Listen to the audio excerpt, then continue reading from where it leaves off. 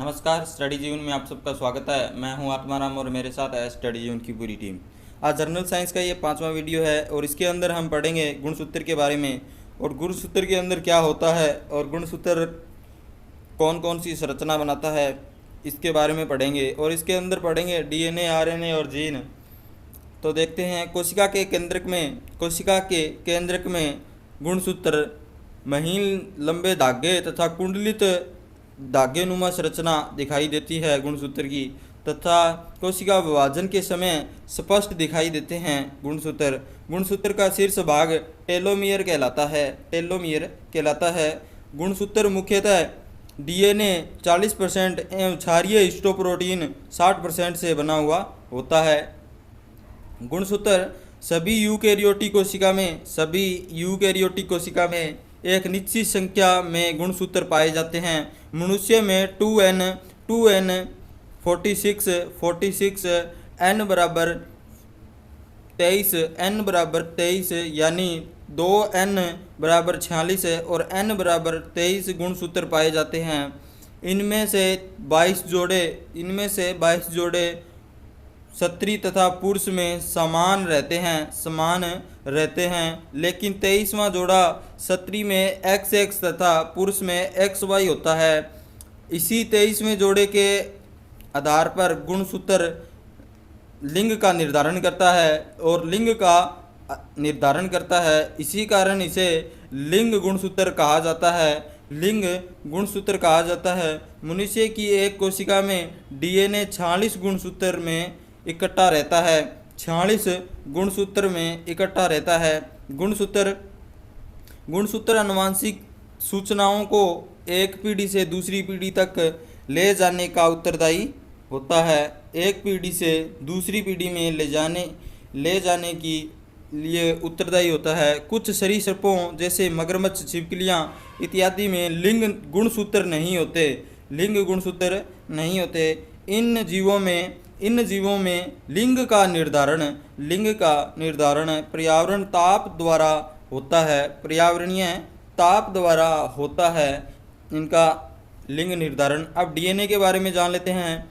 डाईराइबो nucleic acid DNA एक nucleic acid है जो प्रोटीन के साथ मिलकर गुणसूत्र की संरचना बनाता है। यह कोशिका के केंद्रक में धागे के रूप में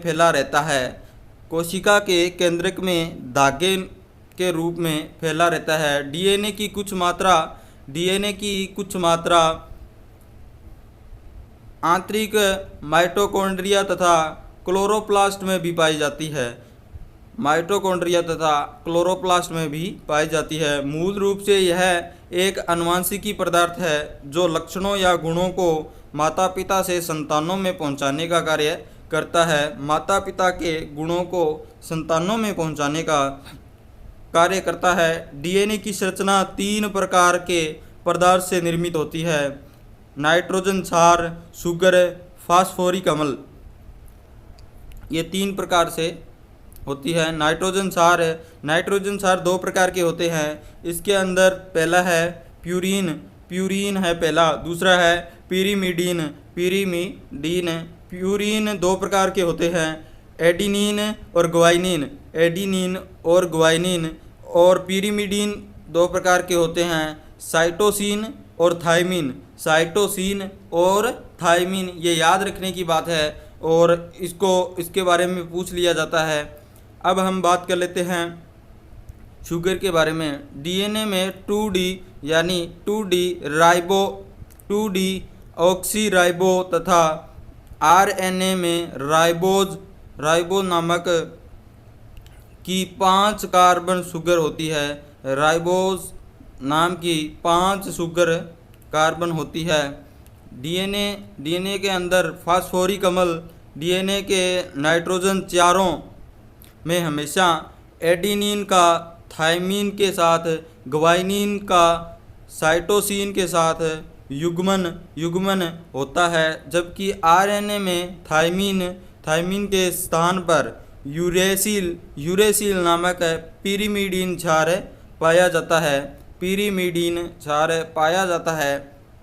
डीएनए जेम्स वाटन तथा फ्रांसीसी किर्क ने 1953 में डीएनए की द्विकुंडलित संरचना प्रस्तुत की थी, जिसके लिए उन्हें 1962 में नोबेल पुरस्कार से सम्मानित किया गया था। नोबेल पुरस्कार से सम्मानित किया गया था 1962 के अंदर, याद रखना। शुगर फास्फेट बैकबोन न्यूक्लिक अम्ल डीएनए एवं आरएनए के संरचनात्मक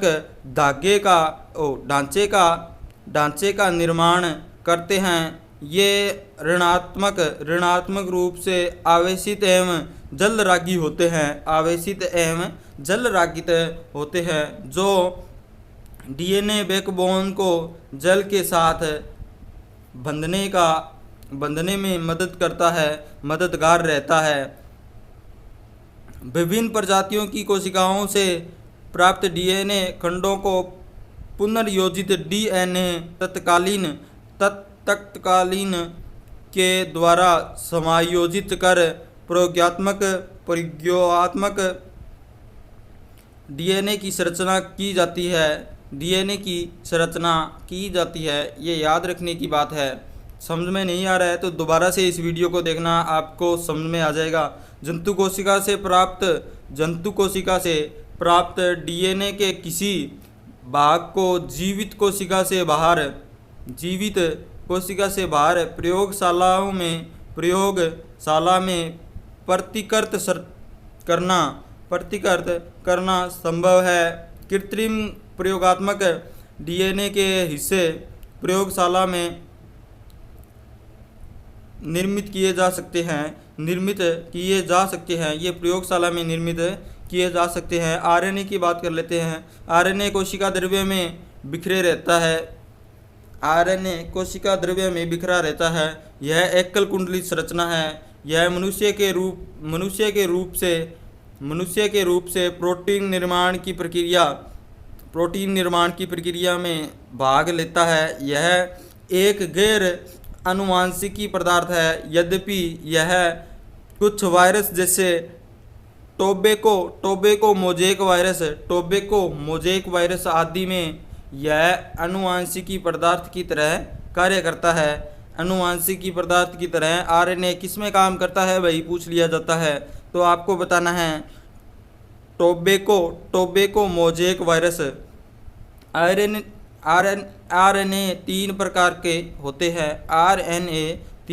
के होते हैं। मैसेंजर आरएनए, यह डीएनए में अंकित सूचनाओं को प्रोटीन संश्लेषण स्थल पर लाने का कार्य करता है। राइबोसोमल इसका निर्माण केंद्रिका में होता है। यह कोशिका में उपस्थित समस्त कार्यान्वयन का लगभग 80% होता है। इसका मुख्य कार्य राइबोसोम को सकारात्मक संगठन में सहायता प्रदान करना है। आरएनए टीआरएनए बोल देते हैं, जिसे ट्रांसफर आरएनए बोल देते हैं। यह सभी आरएनए में सबसे छोटा आरएनए है। इसका मुख्य कार्य अमीनो अम्ल को प्रोटीन संश्लेषण स्थल पर लाना है।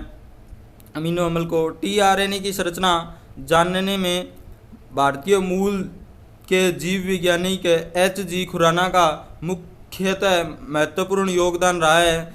उन्होंने इस योगदान के लिए उन्हें नोबेल पुरस्कार से भी सम्मानित किया गया है। इनको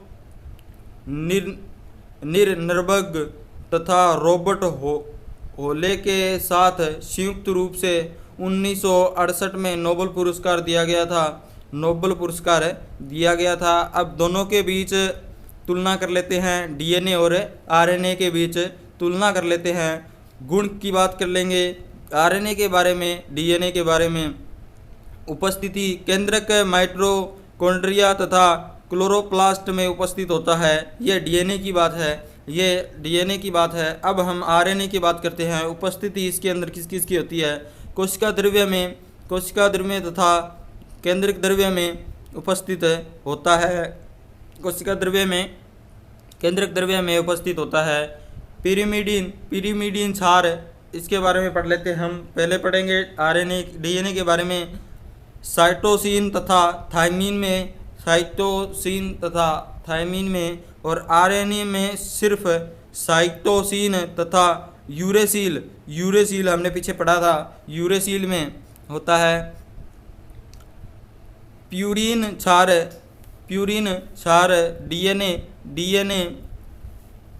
डीएनए के अंदर एडिनिन तथा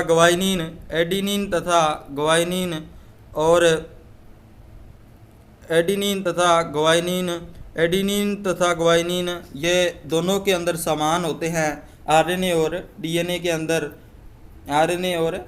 के अंदर समान होते हैं। पेटोजर शुगर, डीऑक्सी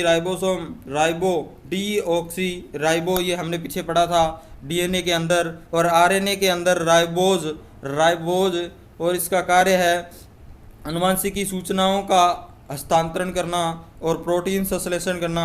आरएनए का काम है। आरएनए का काम क्या है? आरएनए के काम है प्रोटीन संश्लेषण करना। अब हम देख लेते हैं, हमारा वीडियो आपके लिए बहुत ही उपयोगी रहने वाला है, तो आप इस वीडियो को शेयर करें, लाइक करें, कमेंट करें। तो अपना पढ़ लेते हैं। आगे है अपने पास जीन आनुवंशिकता की इकाई है। जीन डीएनए का एक भाग है जो किसी विशिष्ट कार्य को संपादित करता है। वायरस में जीन डीएनए तथा आरएनए से बना होता है, जबकि यूकैरियोटिक जीव में यह केवल डीएनए का बना हुआ होता है।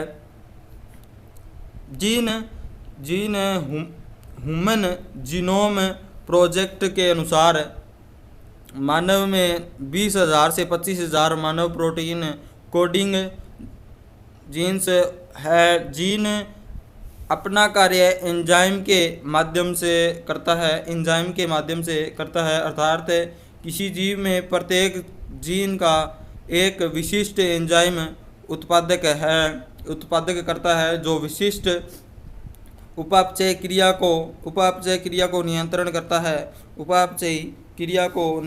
करता है। कोशिकीय उत्सर्जित पदार्थ मुख्यतः पादप कोशिकाओं द्वारा उत्सर्जित पदार्थ होते हैं जो पादप के लिए अनुपयोगी होते हैं। कुछ महत्वपूर्ण उत्सर्जित पदार्थ निम्नलिखित हैं, जैसे अफीम के अंदर पोस्ता के कच्चे फल से और कुनेन सिनकोना की छाल से, और निकोटीन तंबाकू की पत्तियों से, और कैफीन आपने सुना होगा कॉफ़ी के बीज से होता है ये। थीन चाय की पत्तियों से। अब हम पादप कोशिका और जंतु कोशिका को देख लेते हैं। ये अपने पास है जंतु कोशिका, इसको डायग्राम को आप ड्रा कर लेना और देखना इसके अंदर क्या क्या है, और जंतु कोशिका के अंदर क्या है, पादप कोशिका के अंदर क्या है। ये अपना पादप कोशिका है। तो अगर आपने हमारा वीडियो यहाँ तक देखा है तो हमारे इस वीडियो को शेयर करें, लाइक करें, कमेंट करें एंड सब्सक्राइब करना न भूलें, क्योंकि इससे आपको हर वीडियो के नोटिफिकेशन जल्द से मिलेंगे और आप हमारे साथ जुड़ पाएंगे।